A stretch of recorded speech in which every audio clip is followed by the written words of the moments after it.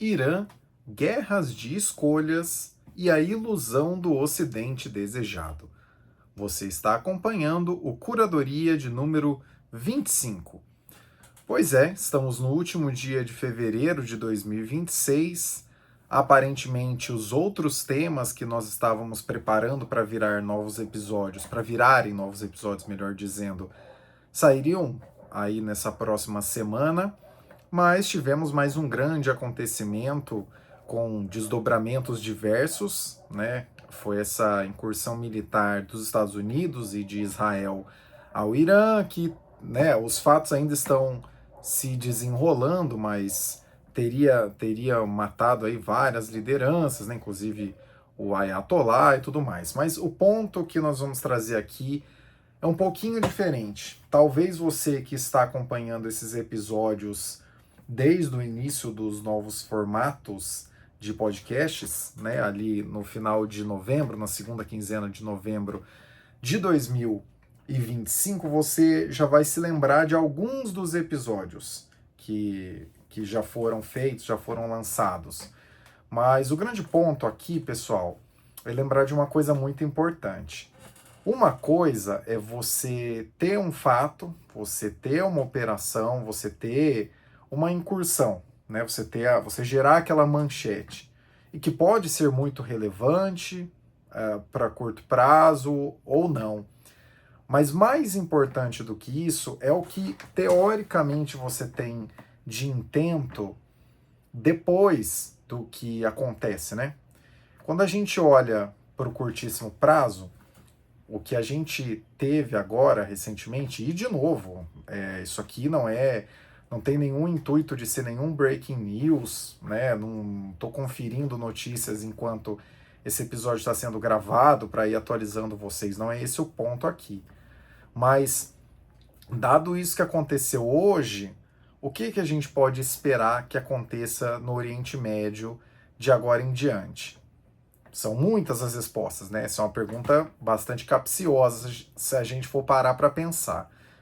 Em todo caso, o que dá para a gente pensar para agora mesmo, do que já está acontecendo, é que, número um, não é uma coisa não previsível, não é uma coisa que aconteceu do nada. Pode ter sido inédito, pode ter sido a primeira vez que acontece em muitas décadas e tudo mais, mas definitivamente não é algo que estava fora do radar, que foi totalmente inesperado. Primeiro porque o Trump, tal qual aconteceu antes da incursão militar na Venezuela, ele avisou recentemente que teria uns dias aí para pensar em como é que ia tomar alguma decisão a respeito do Irã.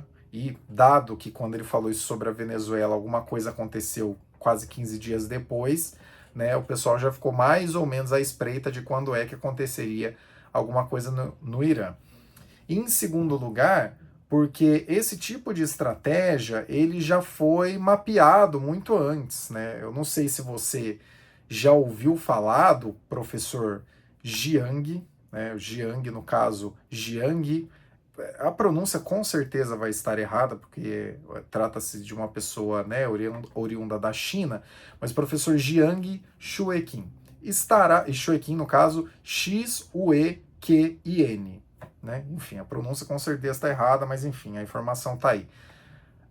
Vai estar um vídeo, vai estar uma fonte, um vídeo dele nas referências, em que em uma aula, para você que não conhece, ele é um professor de ensino médio que ele analisa cenários geopolíticos, por assim dizer.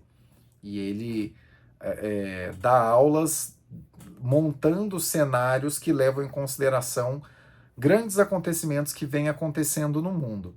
E um desses acontecimentos que ele tem pontuado bastante há um bom tempo, principalmente levando em conta o período depois do início do segundo mandato do Trump, na verdade até antes mesmo das eleições, ainda em 2024, ele já falava sobre isso. Olha, o Trump tem uma chance razoável de voltar, e caso o Trump volte, deve acontecer alguma coisa no Irã, mais ou menos na direção de tentar resolver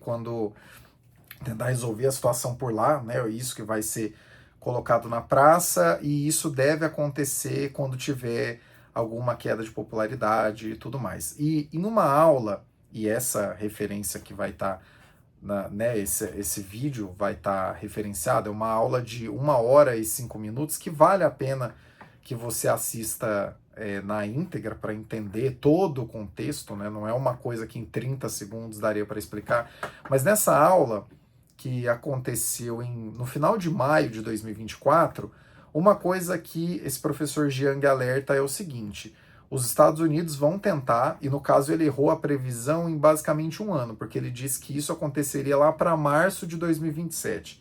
Mas ele falou assim: o Trump vai chegar na TV e vai falar: olha, estamos fazendo uma operação militar no Irã para resguardar a liberdade dos Estados Unidos, tentar levar um pouco de democracia, alguma coisa assim, e libertar o Irã dessa situação. Porém, embora, de novo, não é uma coisa que não estava no radar e que ninguém poderia imaginar que aconteceria, porque de fato, além do próprio Trump ter falado isso, é o tipo de coisa que é mapeada razoavelmente, né, há um certo tempo. Mas para além disso, o que a gente pode observar agora, né? Tal qual o dia que aconteceu a incursão militar dos Estados Unidos na Venezuela, muitas pessoas levantam a hipótese de que, em função dessa incursão militar ter acontecido, e no caso aqui eu vou chamar de incursão militar para que vocês não pensem que essa é uma análise que tá certo, tá errado. Não é esse o ponto. Vamos só analisar de fato o que aconteceu, né? As coisas como elas são e não como a gente gostaria que fossem. Quando aconteceu essa incursão militar na Venezuela, muitas pessoas levantaram o ponto de que o regime foi derrubado, acabou toda o sofrimento do povo venezuelano e agora virá uma nova realidade, né? E poucos dias depois, já em pronunciamentos diretos feitos pelo próprio Trump, inclusive, ficou bem claro que o grande interesse seria em reorganizar os mercados que envolvem o petróleo na Venezuela e não necessariamente resolver problemas relacionados à Venezuela.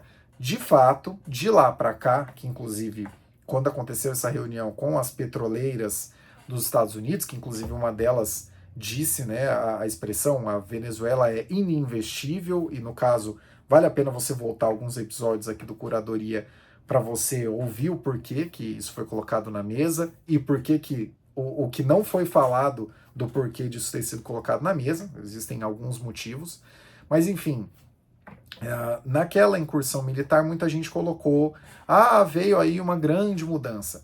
De fato, se a gente for pegar, né, em nome da honestidade intelectual, de lá para cá nós tivemos a libertação de várias pessoas que estavam como presos políticos, né, na Venezuela. Isso é bastante positivo.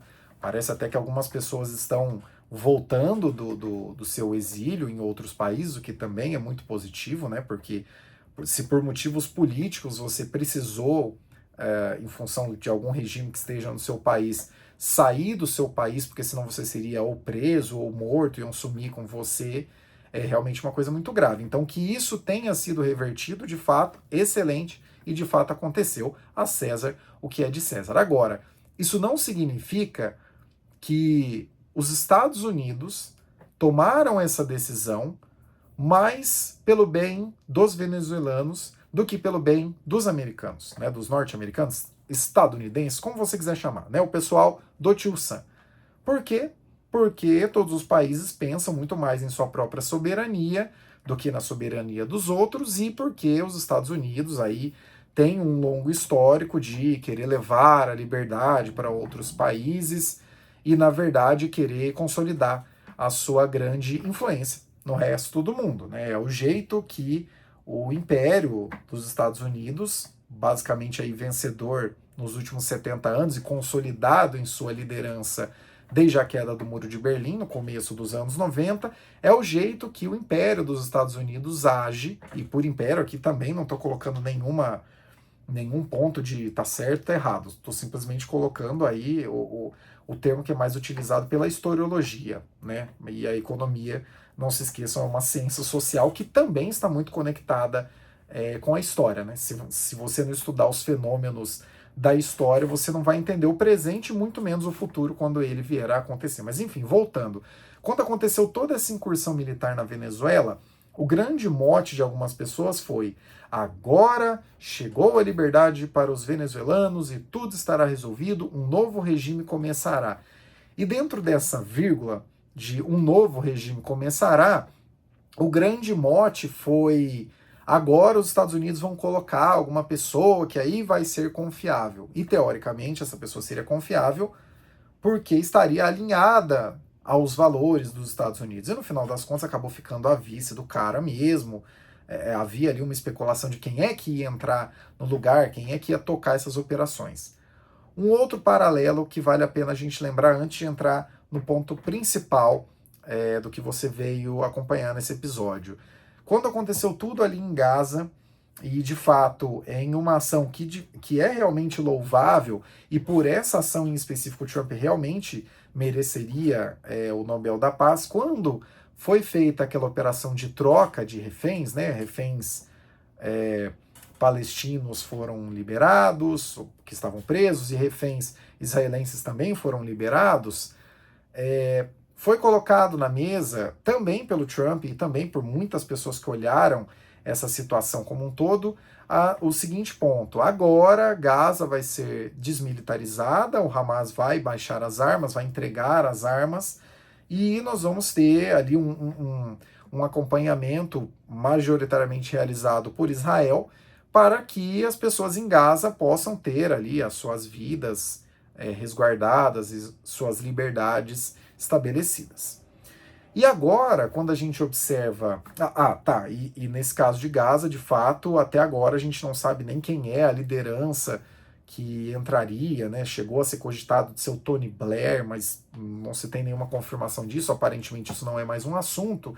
E também uma outra grande preocupação de todos, acredito inclusive que até dos palestinos, como é que o Hamas seria desarmado. De fato, a gente não ouve mais muito falar sobre isso, mas essa ideia de, não, tivemos essa operação e o Hamas vai colocar as armas e vai substituir por flores, isso é realmente uma grande ilusão, né?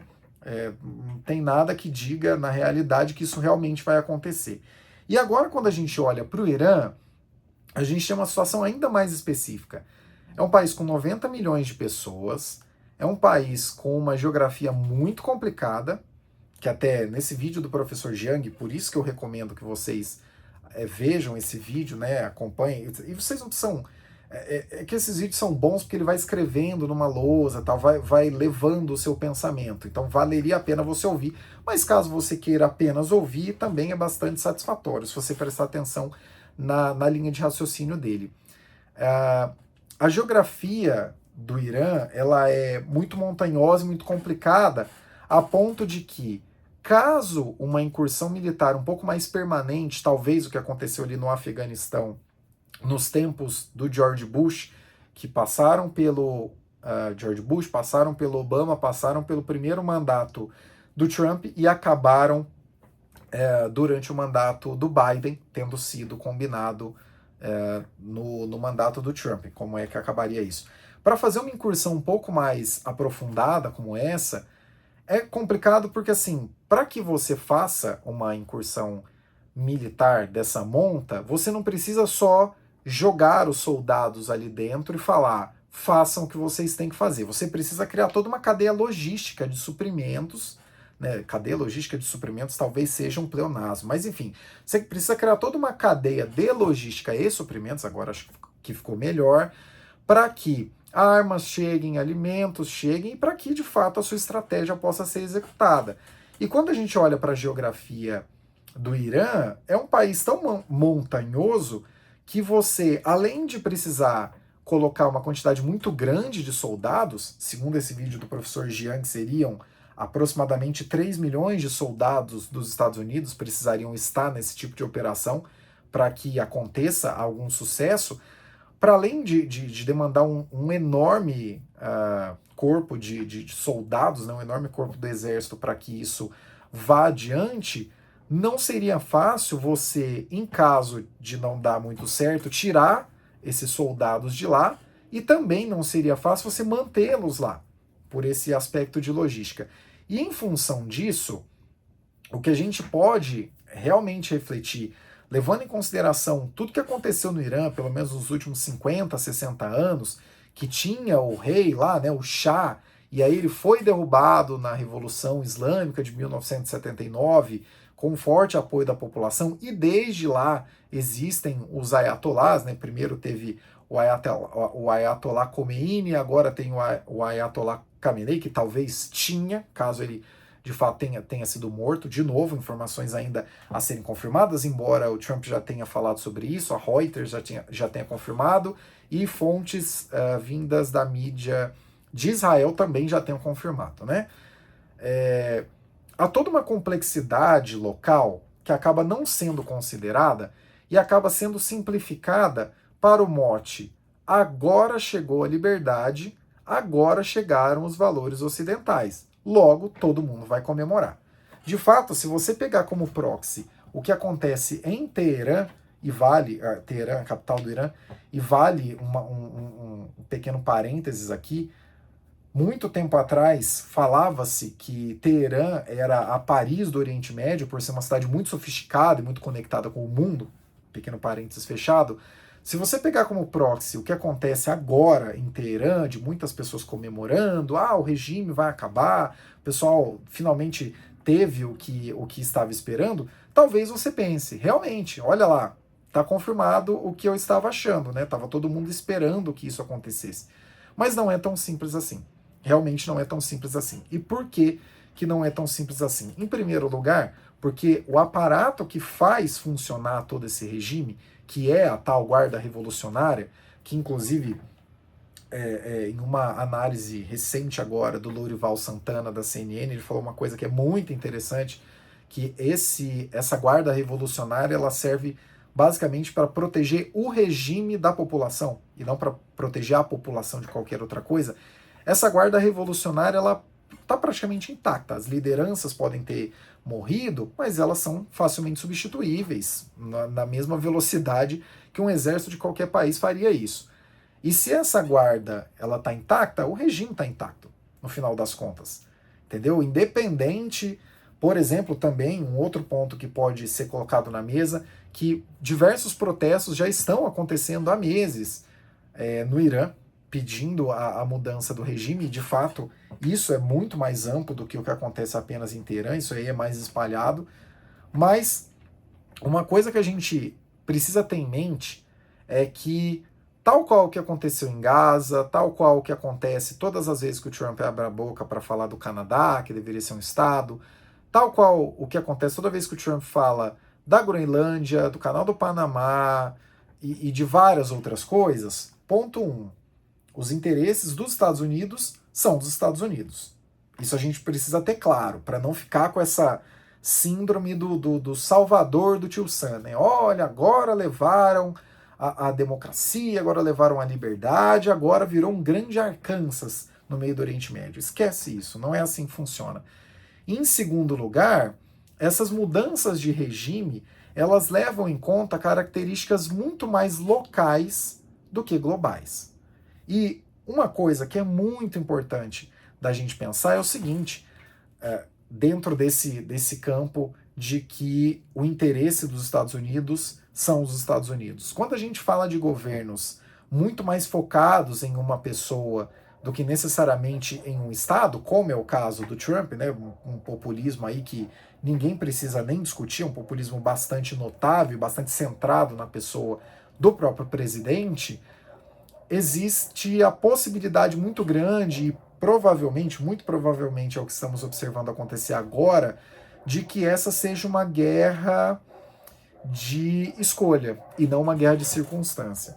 A diferença entre essas duas, e também estará nas referências desse episódio, uma breve análise do William Vac para a CNN falando sobre a diferença disso, né, das guerras de escolhas e das guerras de circunstâncias.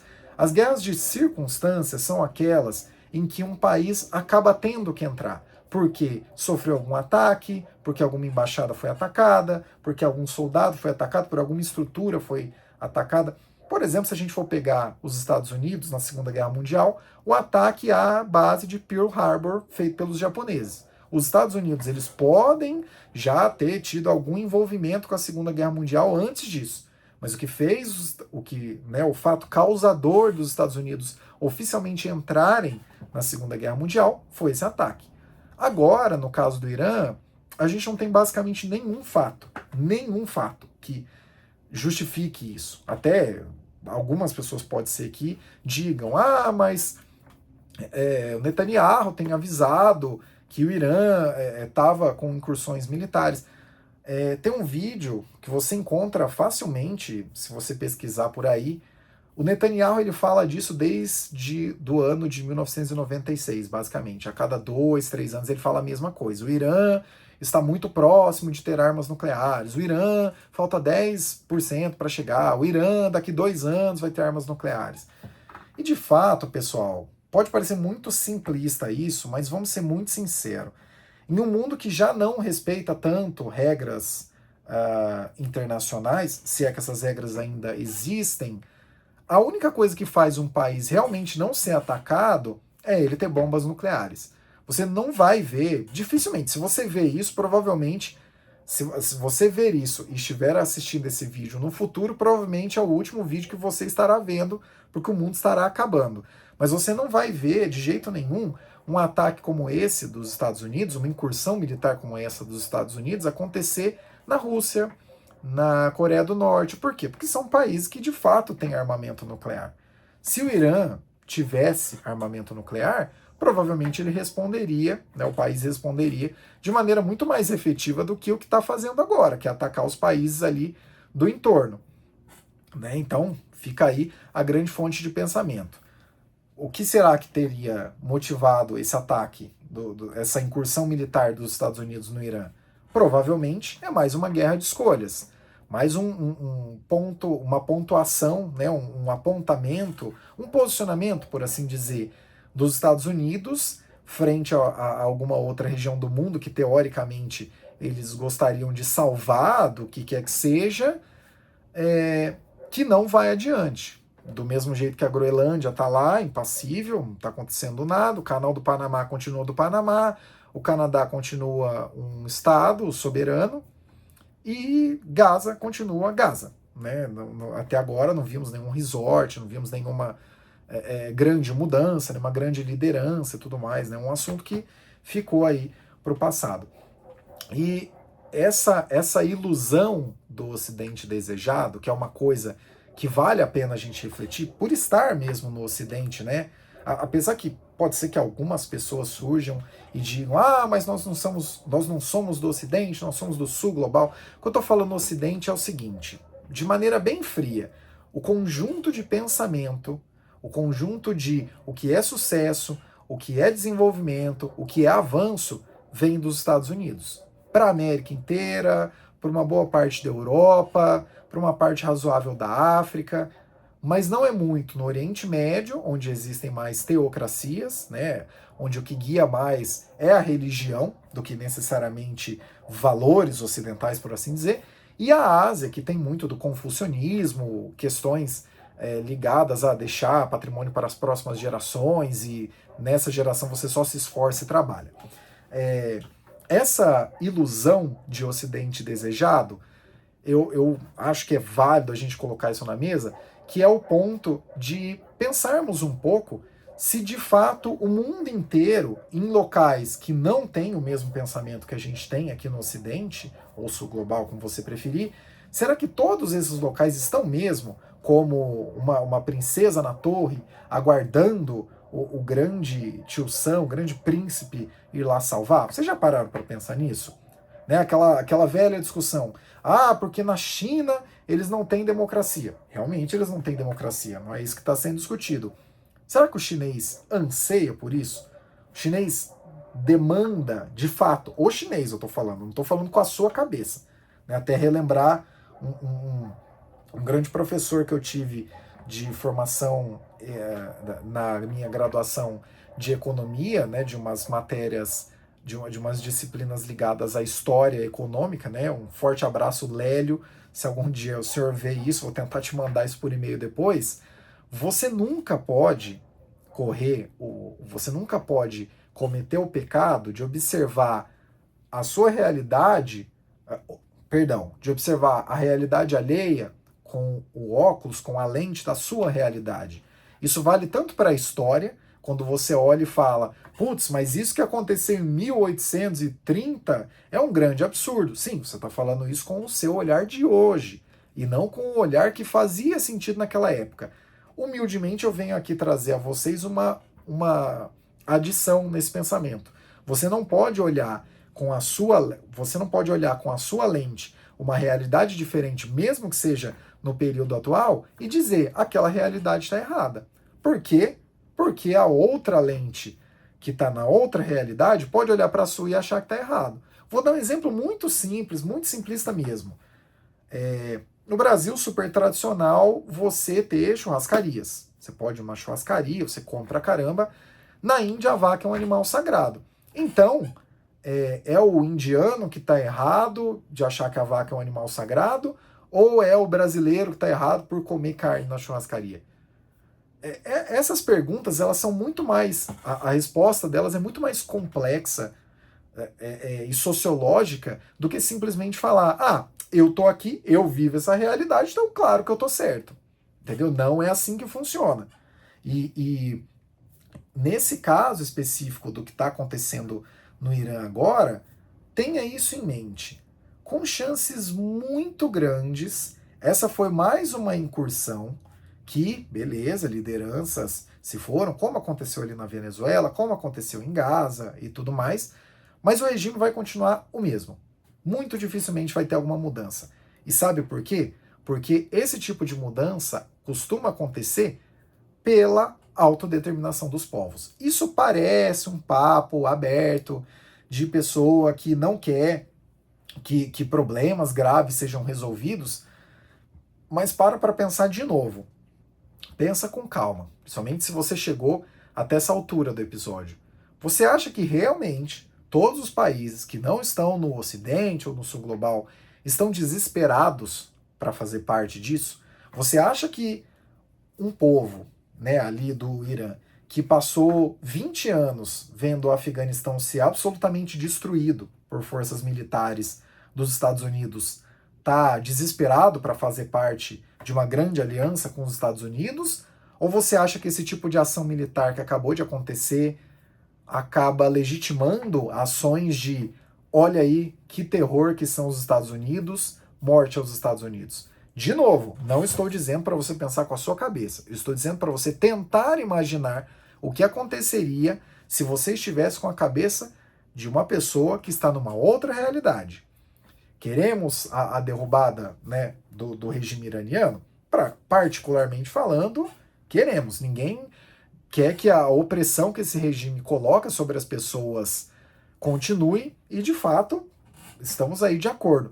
Agora, será que é o Ocidente em que a gente vive, o Ocidente que atualmente é liderado pelos Estados Unidos, embora seja o primeiro império da história que se esforça loucamente para largar essa liderança e deixar de ser uma liderança, será mesmo que o pessoal no Irã, as 90 milhões de pessoas que moram naquele país extraordinariamente montanhoso, será que essas pessoas estão desesperadas para fazer parte do império dos Estados Unidos, independente de eles estarem em decadência ou não?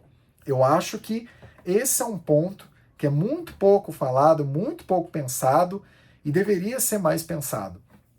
E acabou virando esse episódio aqui do Curadoria para que gere, de fato, esse pensamento de que talvez nós não sejamos a origem de salvamento de todos os problemas do mundo. Talvez os Estados Unidos só estejam mesmo interessados em tocar seus próprios interesses. Talvez o Trump só esteja interessado em ampliar a sua base política, talvez concorrer de novo em 28 ou fazer algum dos seus aliados, talvez o Marco Rubio sair vencedor. Por que será que a gente cria essas ilusões, né? Isso é o tipo de coisa que é muito pouco questionado. Até talvez você que está acompanhando esses novos formatos esteja pensando, putz, é uma curadoria, mas poderia ser uma reflexão. Mas é uma curadoria porque vem aí levando em consideração esse gancho de curto prazo, que é o que aconteceu, essa incursão militar no Oriente Médio, especificamente ali no Irã, e todas as repercussões que continuam acontecendo, e né, vale a pena você acompanhar Por exemplo, os nossos amigos lá do Petit Jornal, que com certeza estão fazendo um levantamento muito bom e muito mais detalhado e aprofundado com os detalhes de agora do que este humilde podcast conseguiria te entregar. Caio Augusto, diretamente da noite de 28 de fevereiro de 2026. Até o próximo Curadoria.